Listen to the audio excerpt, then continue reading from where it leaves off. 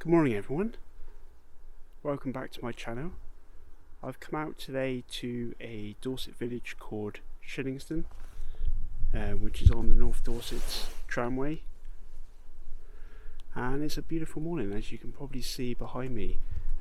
It's very cold. I'm looking forward to getting some good compositions today. I brought along my Yashica 24 medium format camera again, and it's got a roll of HP5 Plus, so I should be able to make some good comparisons with the trip I did in Axbridge a few weeks ago. The only difference this time is I'm going to be developing this film in a solution called Rodinal, whereas the film I developed back in Axbridge was in Kodak's HC110, so I'll be interested to see if I can make any comparisons with that. So I'll roll some B-roll now, and I'll put the compositions up as we go.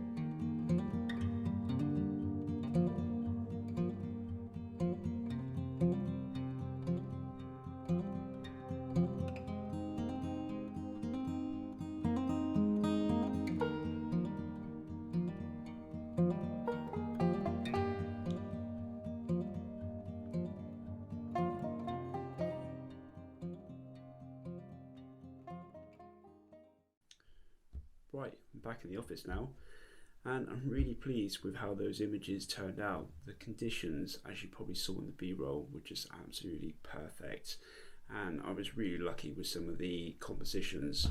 So I'm going to take the opportunity now just to run you through some of my favourite images from the day, and also look at some of the ones which didn't work out so well for various reasons.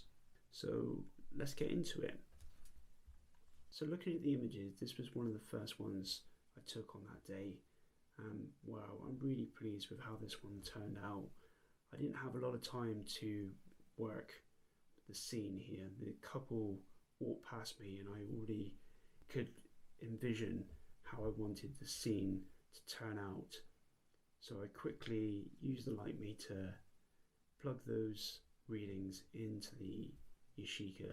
I managed to focus and compose the shot, and then this was the result. So yeah, I'm really pleased with this shot. Yes, I could have potentially moved more into the shadow of a tree to limit the kind of the sun in the top right hand corner of the image, but I almost think that adds a bit of atmosphere to the shot. I'm not sure it would have looked as good if it didn't have that in the image. And you can quite clearly see here the conditions were just absolutely beautiful this morning. There's a lot of mist just hanging around this scene, and yeah, I just love the shadows on the ground. It's a great image, and I think it's one of the best I've taken with the Yashica so far. So on to the second image of the day, which I'm really pleased with. I was glad that my wife agreed to stand on the middle of this bridge just to kind of help balance the composition a little bit, and I really think it does a really great job. I'm undecided about the branches in the top left of the screen. I think if I took it away it would be a bit too much white space, so I kind of like that part of the foreground in the image. It kind of helps give it a little bit more depth, I feel. Yeah, so I'm really pleased with that image and how it turned out.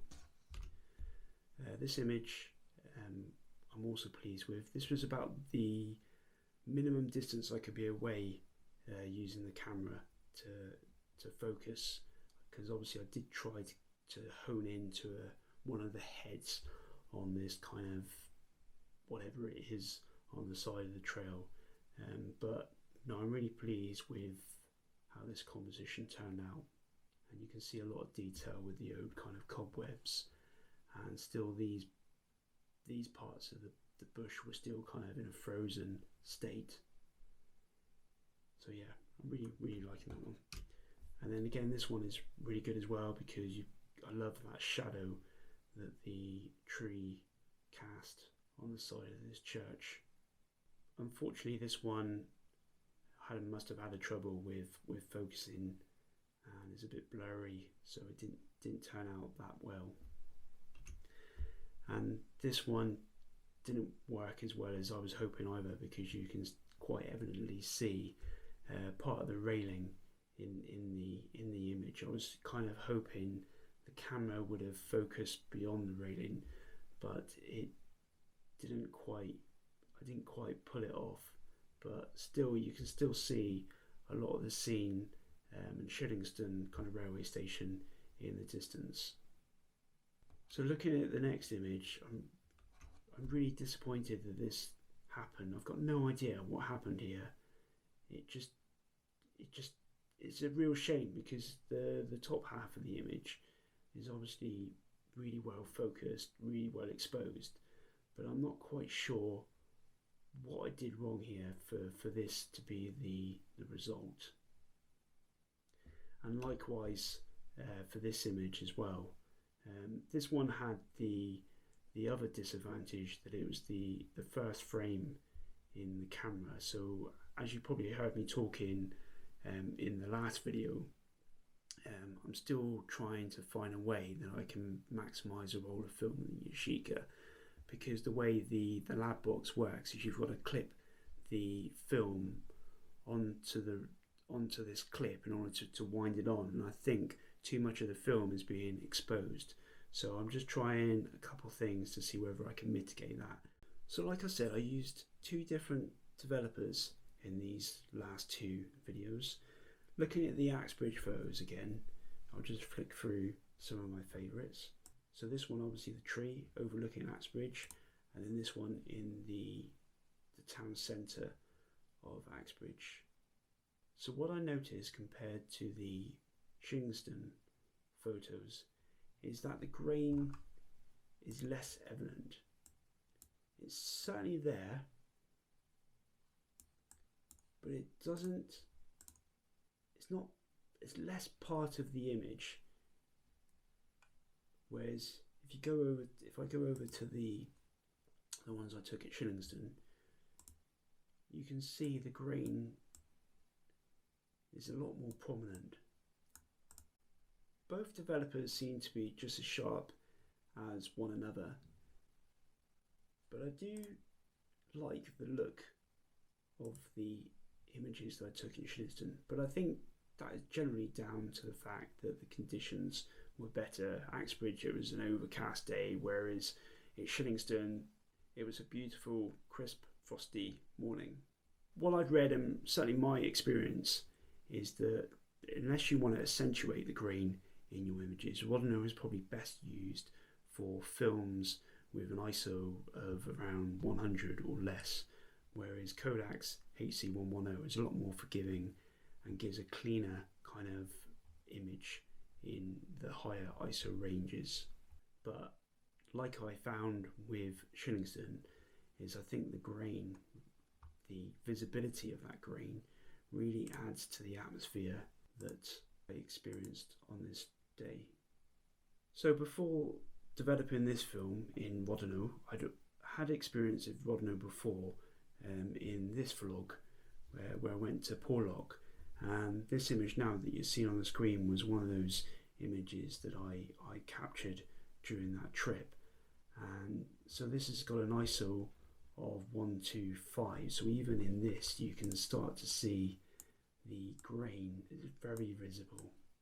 So if you're looking for that kind of look even in lower ISO films, then Rodinal is definitely a developer to consider, because probably if I had used Kodak's HC110 for this, the image would have been a lot cleaner. And I think in some instances, certainly like this one, the grain really adds another dimension to the image and enhances it. So when you're looking for grain to be added to an image to help improve it, then definitely Rodinal is worth a consideration.